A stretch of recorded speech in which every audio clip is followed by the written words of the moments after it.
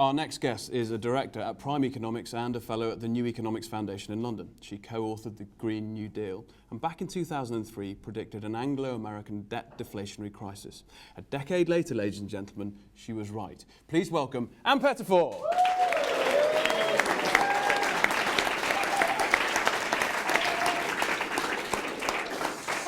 Anne, thank you very much for coming in. Pleasure. Just tell me, when you made that prediction in 2003 that the West is going to end up in 2013 in the state that it's in at the moment, in fact the world, generally the West, what was the reaction? Dead silence, really. I mean, the New Statesman were really good. They put it on their front cover and they ran the story. But it felt like a dead stone, really. And people thought, oh, well, you know, another kind of crazy trying to rock the boat when everything's going so well. But having said that, there were a lot of people who thought that too and who were speculating on a fall. And there were a lot of pension fund managers who were very, very worried and who wanted to get out of the market. But I don't know if you remember a banker saying when the music plays, you've got to keep dancing. And so they kept dancing. I mean, to be fair, I could see it was going to blow up. But what I didn't get right was when. I mean, it was in 2003. I had to wait 4 long years before it blew up. So what allowed you to see that we were on the wrong track? And what allowed, or didn't allow, the neoclassical economists, your nemesis, if you like, what didn't allow them to see what was going on? I was working in Africa, Latin America, and in Asia with very poor countries that had got into terrible debt and who were suffering, you know, everything that's happening in Greece, Cyprus, and Spain at the moment. But nobody really cared too much about it because they were so marginal to the economy.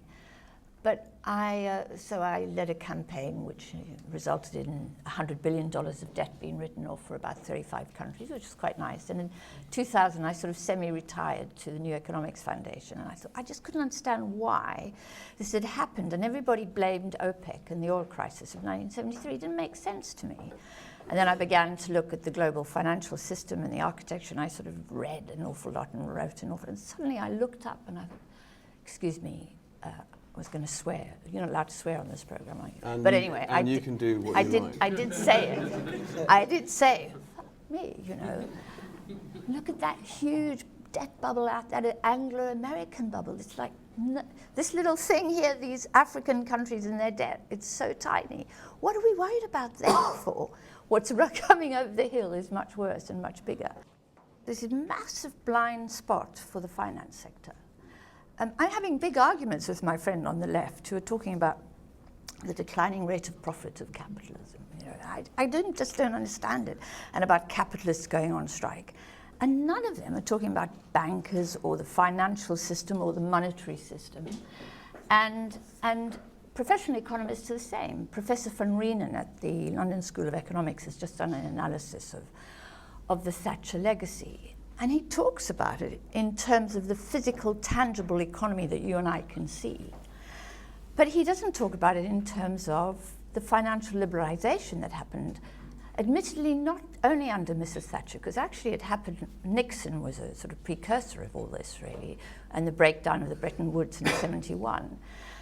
But that financial liberalization, which led to the easy credit, which inflated the bubbles, the housing bubble out there, people have got a complete blind spot for it. And so if you do have a blind spot for that, you can't analyze what's going to happen because you can't see it. You're not looking at it, you know. And I think it's difficult not to be conspiratorial about that. I don't want to be conspiratorial about that. Go on. But you know, what have the bankers done to blind us to their activities? What have they done that we don't see them in our lectures on economics, where they're not included in books? Do you know, what have the bankers done so that in every economics textbook there are chapters and chapters on inflation? Now, creditors hate inflation because inflation erodes the value of your asset, i.e. of debt. There is nothing on deflation, you know, and deflation is devastating for businesses, for individuals, for firms, for people, you know, because that's, ask the Japanese. You know. How do you get to people to think differently or look at different aspects of the economy as you have? I think it's hard, especially if you don't have millions of bucks, you know. to finance this. I have to say the most exciting thing that's happened, when we started Jubilee 2000, about how to cancel the debt of the poorest countries, the internet had just got going, and but we were still sort of trying to mail, our colleagues in Africa, and that didn't work. You couldn't send anything by fax or post, and you couldn't telephone. And then the internet arrived, and you started to be able to reach people in Nigeria. Well, today the web is just amazing for that. We now have a resource with which to democratize knowledge, and it's a massive thing, and I'm pretty sure they're going to try and clamp down on it soon. So I just think, and when we started with the Jubilee 2000, when I was hired to say, the people who hired me said, look, we've got a problem, all these poor countries got massive debts, we'd like you to go out and go to Washington and persuade the IMF and the World Bank that they had to cancel these debts. And I said, look, I'm a pretty powerful cookie, but I don't think I can do that. And they said, why not? And I said, well, you can't do that because, the IMF and the World Bank, they're just civil servants. We've got to change the minds of the real decision makers, who are the G8. And I said, you can't do that without a public campaign on it. And they said, oh, you can't possibly do a public campaign on sovereign debt. It's frightfully difficult, multilateral, bilateral debt, commercial debt, net present value of debt. You can't expect plebs to understand that. And I said, well, actually, I don't agree. And in '98, we got 100,000 people turned up when the G8 arrived in Birmingham, and Clinton was there. And they knew what was going on, And the Treasury, I remember the Treasury coming to me and saying, what the hell's going on here? He said, because women who just listened to talks, who'd heard about it on the grapevine, started writing letters to the Treasury saying, we know that you're planning to cancel Uganda's debt, but the cut-off date that you've chosen is 1981. And why have you chosen this cut-off date? This is, where do they get this from? How do they know this? And the letters would arrive on pink paper with little bunches of red roses in the corner. So what happened was, just by talking about and educating, ordinary people got it. And once they got it, you didn't have to do anything. It was in here. They were mad as hell. And they went out and acted, and $100 billion got cancelled. So I'm a great believer in educating people, informing them, getting it right, getting it factually correct, and then leaving it to them. Well, we've got a perfect audience here for that, and obviously at home, you've just mentioned debt, and there's this constant debate generally in the world about public debt and private debt. Right. And everyone keeps looking at public debt, it's public debt. Yeah. This is mantra. Yeah. What's the difference? And talk us through it. Well, it's a huge con, this. It's the biggest con of all, really. If you take the British economy, 70% of our debt, our public debt, is 70% of GDP. The private debt is about 500 to 600% of GDP. We don't really know. It's hard to actually work it out. Now, that private debt is what's stopping the recovery. But the biggest debtors of all are the banks. The banks have got enormous amounts of debt, and they're pretending that this debt is going to be repaid at some point, that Mrs. Jones, who took out that mortgage, is going to pay back her mortgage in 30 years' time or whenever. And Mrs. Jones, meantime, is losing her job because she works in the public sector. So we all know that those assets aren't for real. So they are effectively insolvent. So this private debt is much the bigger problem. What's the solution, very quickly? So this audience can go home and start writing letters. Stiff letters. The big solution is that here in Britain we're very fortunate because we have a central bank that can create money to finance recovery, and only the government can stimulate recovery right now. The Eurozone is in deep trouble because it doesn't have a central bank that works for the people. It has a central bank that works for the banking system. So what would you do? You're the governor of the Bank of England. Congratulations. I would do quantitative easing, but instead of giving it to bankers to go and speculate with, I would give it to the Treasury.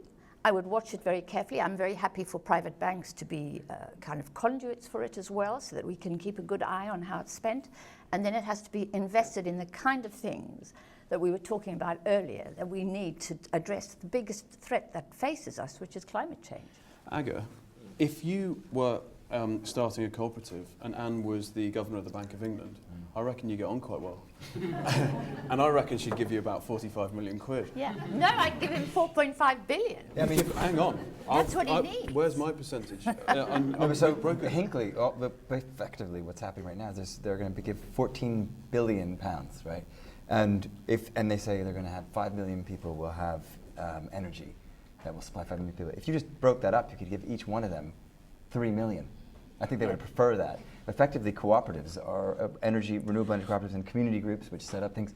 That money is much better spent working individually, engaging people, and allowing them to take part in it. It changes everything. Yeah, yeah. So, in true Renegade Economist style, we have an audience here that I'm sure when you've spoken, have elicited some thoughts. And who's got a question for Anne? And you've effectively predicted before. Could we challenge you to predict what will happen in 10 years' time? And without wishing to skewer your response, could you make it positive so that we're all encouraged to go out and spend our money and stimulate the economy? Great question. That's the best question ever. Yeah, it's a really good Basically, Anne, make it good for us. Do you know that the authorities in the United States, Eurozone and here have done absolutely nothing to correct the imbalances in the system, to do anything about the banking system? So we are creating more bubbles. It's not just the housing bubble. There's been a commodity bubble. There are bubbles in all kinds of bond markets. There's bubbles all over the place. They're not the kinds of bubbles that you and I engage in because we buy property, but they're the sorts of bubbles that speculators are engaged in. And those bubbles are going to burst. And the question then is what impact that's going to have on the rest of us, really. It's the fact that nobody is doing anything, really, to fix the system. We're not got Glass-Steagall back, we're not doing anything about restructuring the banks. We're not doing anything about those guys drawing their bonuses, basically. We've let them go on. Now there's been some pain, there's been some suffering in the banking system, but there hasn't been structural change to the system. And that's partly as a result of evil on the one hand and ignorance on the other, I think. So I'm sorry, I don't have a good news story to tell, except that the more we understand it and the more we begin to ask questions and challenge, the less likely that in 10 years' time there's going to be a crisis. So my hope is that we will have understood it well enough to begin to ask the questions we didn't ask before 2007. And then, then we can make it good. But the positive aspect here is internet enlightenment. Absolutely. I'm on Twitter, by the way. What's your Twitter tag? Plug it. At Anne Pettifor, capital A, capital P. Excellent. Is it case sensitive? And then internet enlightenment, democratization of knowledge, and then re-engagement. As opposed to this mindset where we constantly think, actually, you know what, I'm too little. It's perverse narcissism, isn't it? I'm too little, I can't affect anything. No, exactly. And those guys in pinstripe suits, they get it, but of course I can't, but you can. But that's why we're reclaiming the bowler hat. Right. Yeah, and this is yours. Oh, and thank you very much for coming in. And just let me say, just for that moment when you got rid of that debt for those countries in Africa on the Jubilee 2000 campaign. Not alone. Well, I know we're not alone, but you did it with a group of people. But you were absolutely, dogged in your fight, and I'm sure this audience really appreciates that. Thank you so much for coming in. This is yours, ladies and gentlemen, Anne Pettifor.